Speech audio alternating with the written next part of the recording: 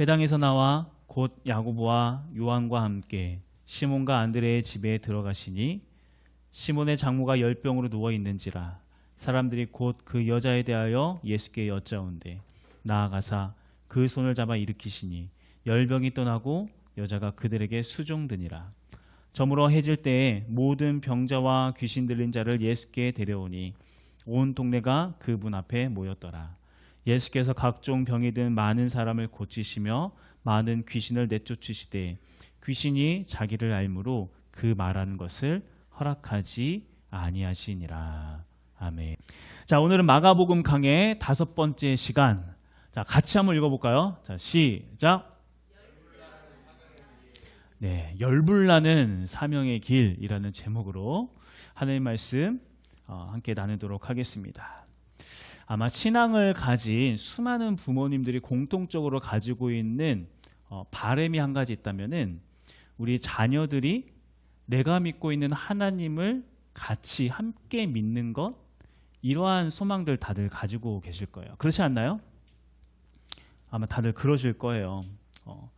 같이 함께 신앙생활하면서 똑같이 예수님 잘 믿고 그래서 함께 예배하는 그런 가정이 되길 바라는 그런 마음들 다들 있죠. 자, 그런데 우리 자녀들이 우리 부모님들의 그 바람대로 어느 날 갑자기 소위 말하는 불 받았어요. 그래가지고 하나님을 믿기 시작하는데 너무 열심히 믿는 거야. 근데 그 열심히 너무 열심히 믿는 거야. 맨날 기도하고 또 말씀 보고 새벽 예배 나가고 수요 예배 나가고 금요 기도회 나가고 밖에 나가면 전도하고 뭐하고 늘 막 이렇게 정말 불받은 그 상태로 늘 그런 삶을 막 살아가요. 자, 그러면 여러분들 어때요? 또 다른 근심이 찾아오지 않을까요? 어떤 근심이 찾아오죠? 저러다가 신학교 간다고 하면 어떡하지? 선교사로 나간다고 하면 어떡하지? 이러한 불안함? 어때요, 여러분들? 아마 슬며시 입가에 미소가 이렇게 걸치시는 분들은 딱 찔렸을 거예요. 그렇죠?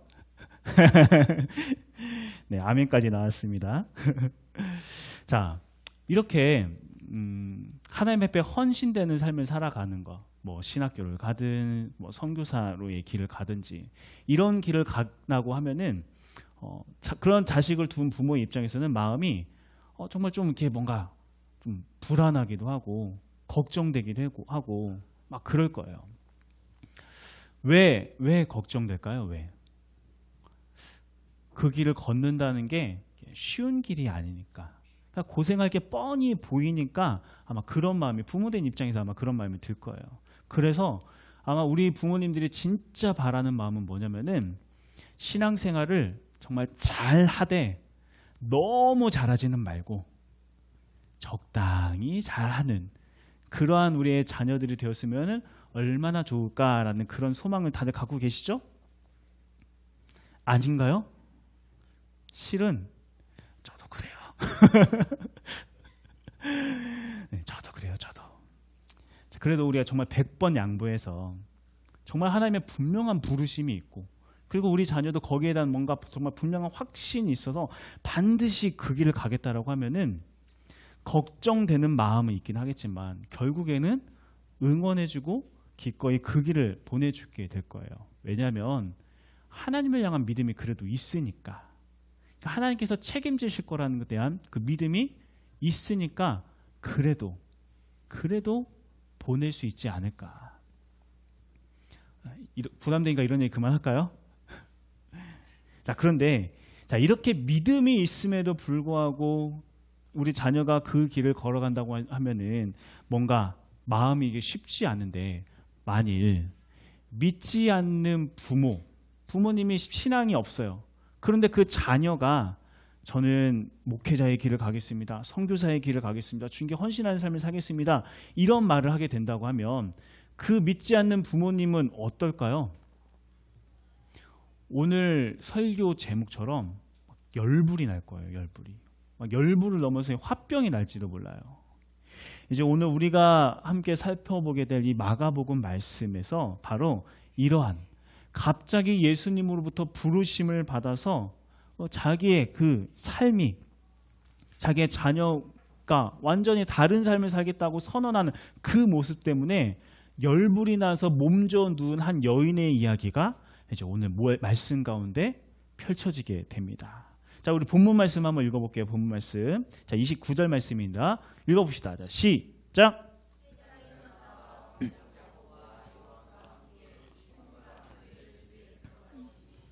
자, 이제 회당에서 예수님께서 사람들에게 복음을 전하신 후에 그리고 나서 이제 귀신 들린 자도 막 여러 사람을 막 고쳐주시고 그 후에 어디로 가셨냐면은 자기의 제자 된 시몬과 안드레의 집에 들어가십니다. 여기서 말하는 시몬이라는 것은 베드로를 이야기하는 거예요. 베드로의 다른 이름이 시몬. 자, 그런데 자, 그렇게 딱 집에 들어가는데 그 안에는 어떤 풍경이 펼쳐져 있었는가? 30절 말씀. 시몬의 장모가 열병으로 누워 있는지라. 자, 열병으로 누워 있다. 자, 누가 열병에 누워 있어요? 장모. 그러니까 베드로의 장모님이 열병으로 누워 있었다라고 하고 있어요. 자, 그런데 여기서 이 열병을 표현하는 헬라어 단어가 조금 독특해요. 우리가 예를 들어서 어떠한 병이 있어요. 병명이 딱 있으면은 한 단어로 이야기를 하잖아요. 예를 들어서 감기를 걸렸다 그러면은 감기면 감기, 뭐 코로나면 코로나, 뭐면 뭐, 한 단어로 표현을 하잖아요. 그런데 여기에서 이야기하는 이 열병이라고 하는 것은 단어로 이야기하는 게 아니라 문법적으로 이야기하면은 동사 분사형으로 표현을 했어요. 이게 무슨 말인가 하면은 어떠한 행동을 반복적으로 하고 있는 것을 의미를 하는 거예요. 그러니까 이것을 이 30절 말씀을 원어적으로 좀 더 정확하게 해석을 하면은 지금 베드로의 장모는 단순히 열병이 나서 그냥 막 열이 펄펄 끓어서 그냥 자리에 누워가고 끙끙끙 앓고 있는 그런 상태가 아니라 가만히 누워있는 게 아니라 일어났다가 막 앉았다가 다시 막 일어났다가 또 막 앉았다가 막 왔다 갔다 하면서 계속 막 그렇게 안절부절 못하는 그런 상태로 있다라는 것을 이렇게 표현하고 있는 거예요. 그러니까 30절의 정확한 어떤 원어적인 의미는 이런 의미를 갖고 있다라고 하는 거죠. 그러니까 지금 이 장모가 걸린 병은 단순한 열병이 아니라 오늘 본문 말씀처럼 속에서 열불이 나서 화병으로 지금 누워 있었다고 하는 거예요. 화병으로 누워서 그냥 가만히 누워 있는 게 아니라 막 누웠다가 일어났다 누웠다가 일어났다 이런 모습이었다고 하는 거. 자, 왜 이 베드로의 장모는 이렇게 막 열불이 나서 화병이 나서 가만히 누워있지 못하고 이랬다가 저랬다가 막 안절부절 못하고 있는 걸까요? 왜 그랬을까요? 자, 우리가 20절 말씀을 보면 그 이유를 우리가 좀 이렇게 찾아볼 수가 있어요. 20절 말씀, 1장 20절 말씀 한번 읽어봅시다. 자, 시작.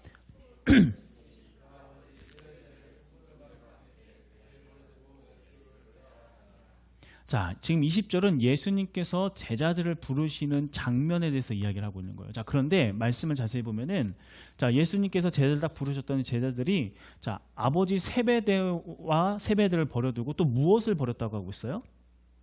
무엇을 버려뒀대요? 품꾼들과 함께 배를 버려뒀다. 자, 품꾼들도 함께 버렸다. 이게 뭘 의미하는 걸까요? 품꾼이 있었다고 하는 거예요. 그러니까 자기 밑에 혼자 일을 하는 게 아니라 밑에 품꾼을 두고 일할 정도라고 하면은 지금 제자들의 이 어업이 조그만한 개인의 사업 정도가 아니었다라고 이야기하고 있는 거예요. 즉 예수님의 부르심을 받을 당시의 제자들은 어느 정도 규모를 가진 그런 사업체, 어느 정도의 부를 가지고 어느 정도 안정적인 수익을 얻고 있었다라는 것을 의미한다라고 하는 거죠. 품꾼을 뒀다라고 하는 것 자체가. 자, 그런데 자, 그렇게 멀쩡하게 밑에 사람을 두고 일할 정도로 안정적으로 가업을 이어가고 있었던 제자들, 그러니까 사위, 장모의 입장에서는 사위가 어느 날 갑자기 가업도 잊지 않겠대. 그리고 배도 다 버리고 품꾼도 다 버리고 웬 느닷없이 나타난 젊은 사람 한 명을 따라다닌다고 나서니 자, 딸 가진 부모님들 생각해 보세요. 어땠을까요? 열병이 나요, 안 나요? 열병 나죠. 열병이 나고 화병이 날 수밖에 없었다라고 하는 거예요. 그러니까 이제 막 열불이 나니까 이제 막 그 이야기를 막 당신 사위가 누구 젊은 사람들 따라다니면서 다 놓고 그렇게 하고 있대. 이 이야기 딱 들으니까 장모님이 어떻게 했냐면은 이놈의 배서방 들어오기만 해봐라. 베드로니까 배서방이겠죠. 이놈의 배서방 진짜 한번 걸리기만 해봐라. 내가 아주 그냥 아주 막 나다다다 하면서 막 이 마음이 막 열불이 나가지고 이랬다가 저랬다가 막 왔다 갔다 막 이렇게 하고 있는 거예요. 그러니까 이제 뭐 우리나라 식으로 하면은 왜 막 드라마에서 뭐 막 화병 나면 항상 머리에 뭐 해요? 흰색 띠를 하잖아요. 이거 왜 하는지는 도대체 모르겠는데 흰색 띠하고 생각해보니까 왜 하는 거죠 이거? 이게 하면 뭐 효과가 좀 있나요? 뭐 귀 밑에 막 이런 효과인가? 아무튼 막 그렇게 막 이게 띠 두르고 막 앉았다 막 이랬다가 막 가슴 쳤다가 지금 이러고 있는 상황이었다고 하는 거예요. 자, 그리고 이러한 분노가 커지면서 자, 그 분노가 단순히 자기의 사위 베드로까지만 향해 있을까요? 그렇지 않죠. 그 분노가 베드로를 넘어서 자기의 사위를 그렇게 불러낸 예수님에게까지 향하게 되었을 거라고 하는 거예요.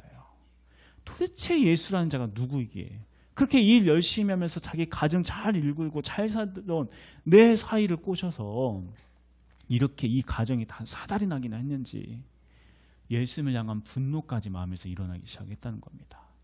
자, 그런데 자, 우리가 여기에서 이 베드로의 장모가 품고 있었던 이 분노를 조금 더 잘 생각을 해보면 분명히 이렇게 장모가 이렇게 분노를 하는 이유는 표면적인 이유는 가업을 이어가고 그 가정을 책임져야 할 자기 사위 베드로가 모든 것을 다 내려놓고 예수를 따른다고 이야기를 하니 그 상식적으로 이해할 수 없는 선택으로 인해서 당황하게 되고 또 허탈하고 그러한 그 마음에 막 열불이 나고 그로 인해서 화병이 났을 거예요. 하지만 이제 그 마음을 조금 더 깊이 들여다봤을 때 결국 이 장모가 진짜 화가 나는 이유가 뭘까요?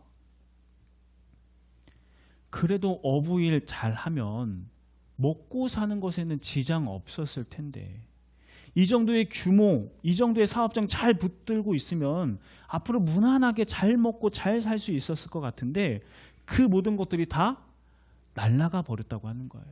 그러니까 결국 자기가 의지하고 있었던 거, 자기와 그의 가족의 삶과 미래를 지켜줄 수 있을 것 같았던 그러한 자기가 의지하고 있던 생업이 사라져 버리니까 그로 인하여서 생겨나게 되는 이 불안함, 막막함, 이러한 마음들이 분노로까지 이어지기 시작했다라고 하는 거예요. 가만히 있었으면 먹고 사는 것은 그냥 문제 없었을 텐데 그것들이 다 사라져 버리니까 그로 인해서 마음이 막 들끓기 시작했다는 거죠. 그런데 이러한 장모의 마음은 우리들 역시 동일하게 마음에 일어나는 그런 감정들이에요. 자, 우리도 삶을 막 살아가다 보면은 어느 순간 막 예민해지는 때가 있잖아요. 어느 날 갑자기 막 예민해져요. 왜 그렇게 언제 그렇게 예민해지던가요? 마음이 불안해지기 시작하면 사람이 예민해지기 시작해요. 예민해지면. 왜 불안해져요? 내가 믿고 있던 게 믿을 만한 게 아니라는 것을 깨닫게 되면은 불안한 마음이 생기는 거예요. 여러분, 다들 결혼하신 분들, 우리 결혼할 때 얼마나 막 그 부푼 꿈과 막 이렇게 설레는 가슴을 안고 마음을 안고 이렇게 결혼을 하게 돼요. 근데 얼마 지나지 않아서 서로를 향해서 분노하죠. 왜 분노하죠? 아, 이 인간이 믿을 만한 인간이 아니었구나. 그것을 깨닫게 되는 순간 속았다. 믿을 만한 사람 존재가 아니었다라는 걸 깨닫게 되었을 때 그로 인해서 오는 허탈감과 불안함으로 인해서 분노하게 된다는 거예요. 자, 여러분들 만약에 뭐 취준생 있다고 하면은 자, 여러분 회사 막 그 회사 들어가기 전에는 얼마나 열심히 내가 회사만 들어가면 내가 취직만 하면은 진짜 행복하게 살 수 있을 건데 그런 마음 가지고 회사 막 들어가잖아요. 그렇죠? 자, 근데 회사 들어가면은 대부분의 사람들이 얼마 지나지 않아서 그 안에서 분노해요. 왜 분노하죠? 회사가 내 행복을 보장해 줄 수 있는 곳이 아니었구나. 믿었던 것이 믿을 만한 것이 아니었다라는 것이 깨달아지는 순간 그로 인해서 또 다른 불안함이 찾아오고 초조함이 찾아오고, 그러면서 그 불안함과 초조함이 분노로 바뀌게 된다라고 하는 거예요. 뭐 다른 여러 가지 다 마찬가지예요. 뭐 학교를 들어가면은 괜찮을 줄 알았는데 얼마 지나서 학교에 대해서 그렇게 불만을 가지고 있어요. 우리 부모님들에 대해서도 왜 그렇게 막 이렇게 분노해요? 내가 믿을 만한 분인 줄 알았는데 믿지 못할 분이라는 것을 깨닫게 되는 순간 분노하게 되는 거예요. 우리 자녀들한테 왜 분노하게 돼요? 믿을 만한 자식인 줄 알았는데 믿지 못하는 그런 모습이 보여졌을 때 그걸로 인해 실망하고 그로 인해서 분노하게 된다라고 하는 거죠.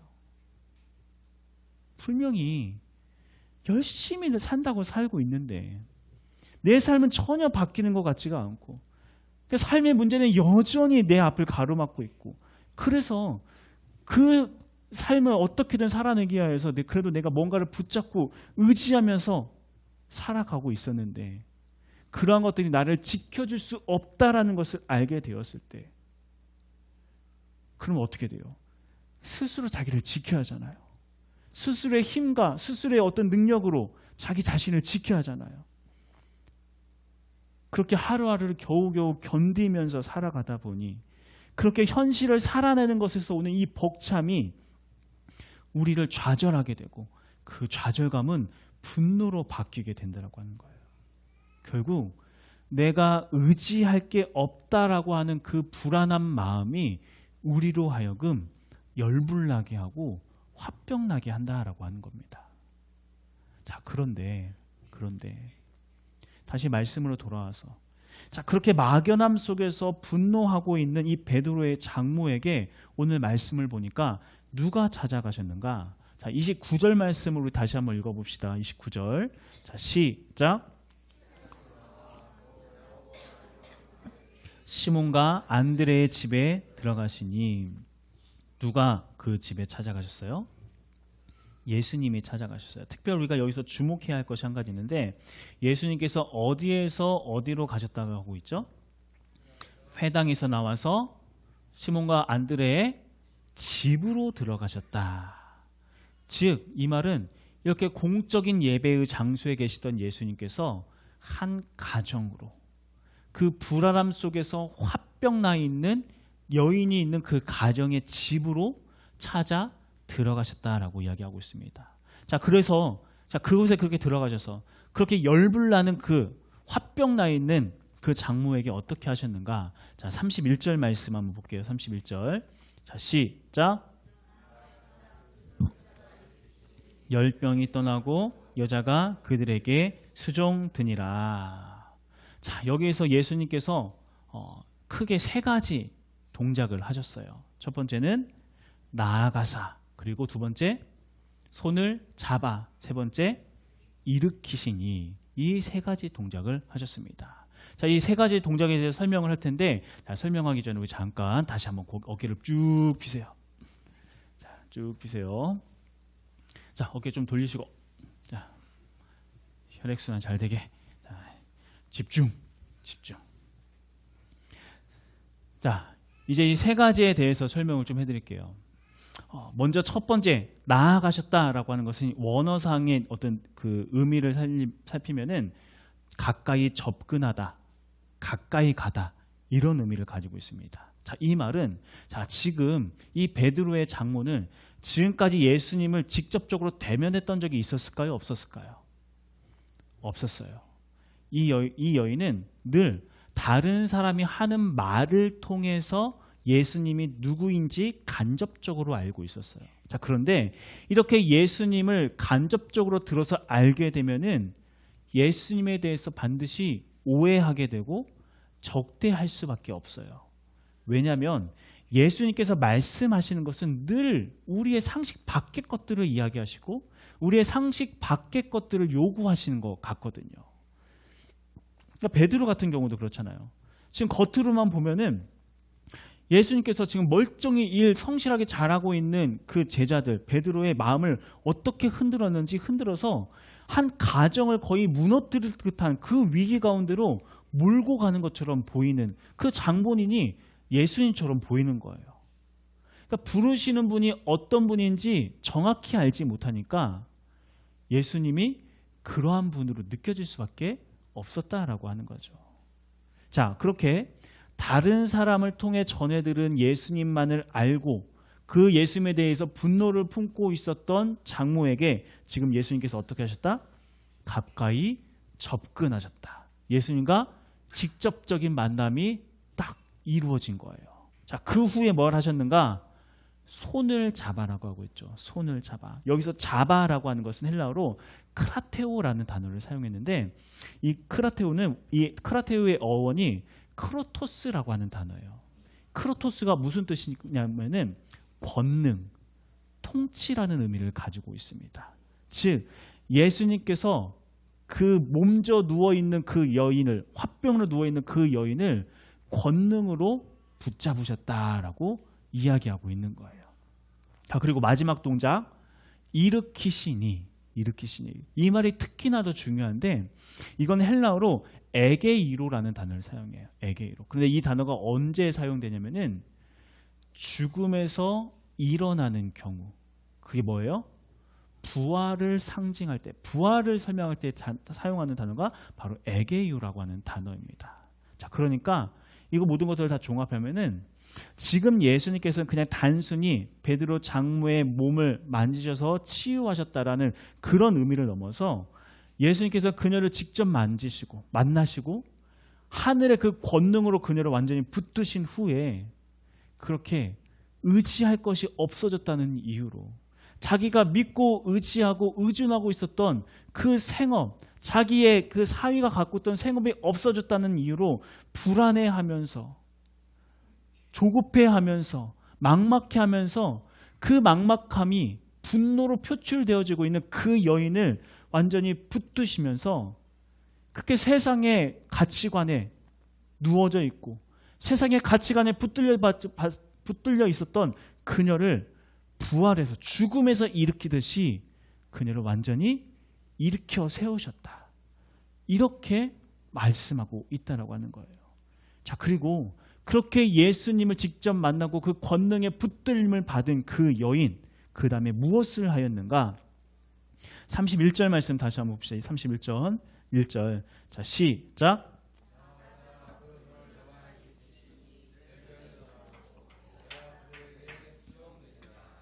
자, 특히 여기서 우리 한 가지 주목할 게 지금 베드로의 장모를 지칭하는 그 지칭어가 딱 바뀌었어요.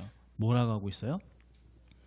여자가라고 하고 있죠. 여기서 여자가라고 하는 말은 언제 사용되냐면은 예수님의 여자 제자들을 지칭할 때 여자가라는 말을 보통 사용해요.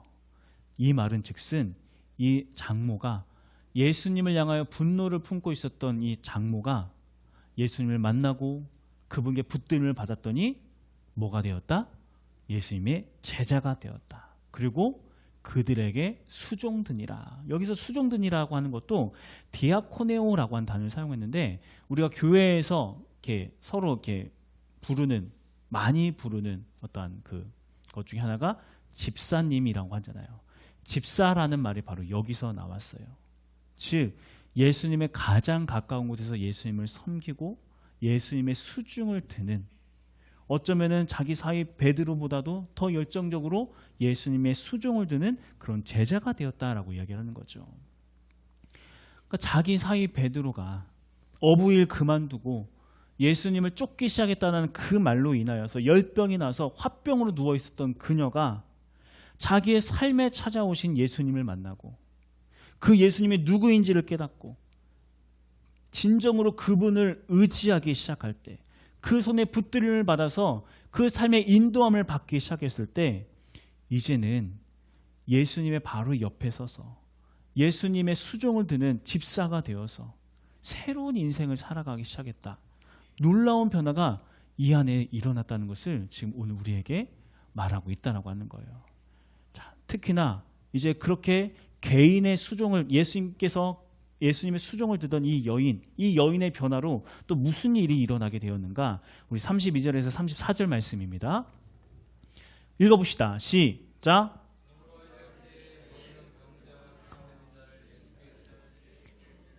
온 동네가 그 문 앞에 모였더라.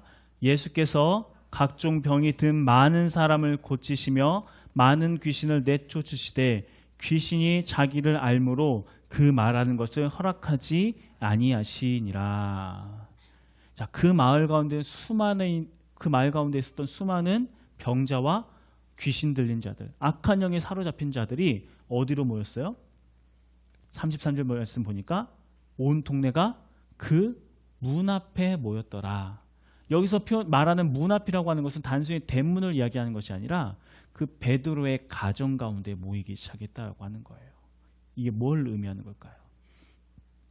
그렇게 예수님의 권능에 사로잡혀서 내면의 변화를 받고 예수님만 의지하게 된 그 한 여인의 변화로 인하여서 그 가정이 하나님의 능력을 흘러보내는 통로가 되어서 그 주변에 있었던 수많은 연약한 자들, 아픈 자들, 악한 영에 사로잡혀 있는 그 모든 자들이 바로 그 가정 가운데 나와서 그 가정으로 인하여서 위로를 받고 치유함을 받고 하나님의 능력을 경험하게 되는 믿음의 통로가 되었다라고 오늘 말씀에서 이야기하고 있다라고 하는 거죠.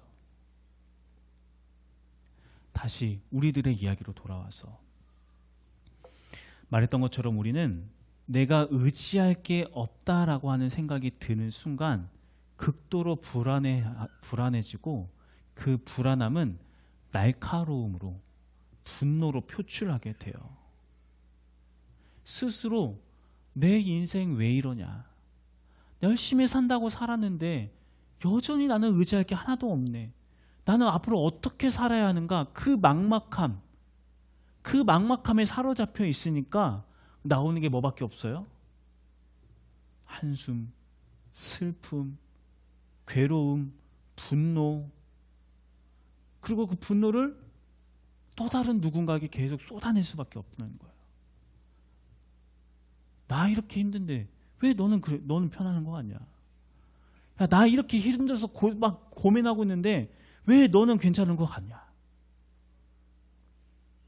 의지할 게 없어진다는 게 이렇게 힘든다라고 하는 거예요. 여러분, 좀 이게 연배가 있으신 분들은 다들 기억하시겠지만 퀴즈탐은 신비의 세계라는 프로그램 혹시 여러분 기억나시나요? 처음에 이렇게 시작을 하죠. 퀴즈. 그렇죠. 퀴즈 탐험. 자, 이 노래가 딱 나올 때 그 화면에 어떤 장면이 지나가냐면은 목도리 도마뱀이라고 아시죠? 목도리 도마뱀.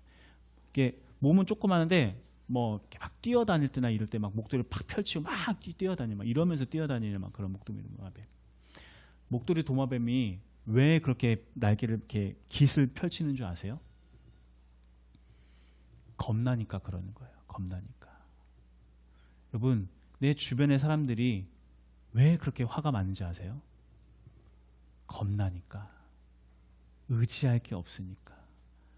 나 말고는 나를 지킬 수 있는 게 없으니까 그 불안한 마음에 이 험한 세상 어떻게 살아가야 할지 막막하니까 그 불안한 마음에 날선 모습으로 나온다고 하는 거예요. 그러한 삶을 내가 지금 살고 있다면 지금 우리가 해야 할 게 무엇인가? 자, 예수님께서 회당에서 가정으로 집으로 찾아오셨다고 했잖아요. 지금 예수님께서 여러분들에게 노크하고 계시는 거예요. 내가 너의 인생 가운데, 너의 가정 가운데 들어가길 원한다. 의지할 게 없어서 너 스스로 너를 지켜야 한다는 그 생각 때문에 늘 불안해하고 초조하고 무거운 짐진 상태로 늘 살아가면서 그렇게 지쳐하면서, 그래서 날카로운 거 말고는, 가시 말고는 다른 사람에게 줄 게 없었던 너의 인생 가운데 내가 찾아가기 원한다. 우리가 이 말씀을 듣고 그 예수 그리스도를 내 삶에 모시면서, 주님, 내 삶에 찾아오셔서 나 좀 만나주시고 주님의 권능으로 나를 좀 붙잡아 주세요. 베드로의 장모에게 그랬던 것처럼 나를 붙잡아 주셔서 내 인생 책임져 주시고 나의 모든 이 삶의 고민과 어려움과 근심, 이 모든 것도 주님께서 대신 좀 책임져 주세요. 우리가 이렇게 주님 앞에 기대하며 고백하며 주님을 의지하며 나아가기 시작할 때 예수님의 권능이 우리의 가정 가운데 그리고 나의 인생 가운데 임하기 시작한다라고 하는 거예요. 그 예수님이 나의 인생을 붙잡기 시작했다는 것을 믿어지는 순간 거기서부터 자유함이 나오는 거예요. 자유함. 우리가 그런 이야기 많이 하잖아요. 뭔가 늘 막 평안하게 살아가는 사람이 있어요. 늘 근심 걱정 없이 살아가는 것처럼 보이는 그런 사람도 있어요. 그런 사람을 향해서 뭐라고 이야기해요? 너 뭐 믿는 거 있냐? 너 뭐 빽 있니? 맞아요. 예수님께서 지금 우리에게 내가 네 백 대해줄게. 내가 네 인생 책임져 줄게. 그거 말씀하고 계시는 거예요. 우리가 해야 할 건 단 한 가지. 예수님, 내 삶에 찾아오셔서 나의 주인 되어 주시옵소서. 주의 권능으로, 주의 그 통치하심으로 나의 인생을 이끌어 주시옵소서. 이러한 고백을 하며 우리 나아가기 시작할 때 예수님께서는 우리를 예수님을 섬기는 디아코네오로 우리를 바꾸시고, 그렇게 디아코네오가 된 우리들을 통하여서 나뿐만 아니라 내 주위에 있는 수많은 그렇게 금신과 걱정 속에 날카로운 칼날을 들이밀고 있는 또 다른 누군가를 예수 그리스도 앞으로 인도하게 되어지는, 예수님 안에서 자유함을 누리게 되어지는 그러한 인생으로, 그러한 도구로 우리를 사용하게 될 거라는 거. 우리가 그러한 기대감을 가지고 오늘 우리에게 말씀하고 계시는 그 하나님의 음성을 붙잡고 우리의 가정 가운데, 나의 인생 가운데 우리 예수님을 초청합시다. 그 예수님이 우리의 주인 되실 때 그 가운데 참된 평화가 임하게 될 거라고 하는 거. 우리가 그 부르신 가운데 온전히 응답하면서 여러분들이 오늘 함께 찬양하고 기도할 때 계속 기도하는 거예요. 주님, 내 삶 좀 붙들어 주세요. 나의 인생 좀 책임져 주세요. 막막해 보이는 나의 인생 가운데 주님 찾아오셔서 나를 이끌어 주시옵소서. 특별히 여러분에게 한 가지 이제 부탁드리는 것은, 우리가 잠언 읽기를 계속하고 있잖아요. 잠언 읽기를 할 때 이제 혼자 읽지 마시고 가능하면 가족들이 함께 모여서 읽으세요. 함께 모여서 읽으면서 어떤 마음을 가지고 여러분들 그 말씀을 읽는 건가? 하나님, 주님께서 우리 가정 가운데 찾아오셔서 주인 되어 주시옵소서. 예수님께서 나의 인생 가운데, 우리의 가정 가운데 주인 되어 주셔서 주님, 우리를 통치하여 주시옵소서. 그렇게 우리의 가정 가운데 예수님이 찾아와 역사하시기 시작할 때 그곳 가운데 생명이 살아나기 시작할 겁니다. 그 부르신 가운데 온전히 응답할 수 있는 우리 모든 성도님 되시길 간절히 소망합니다.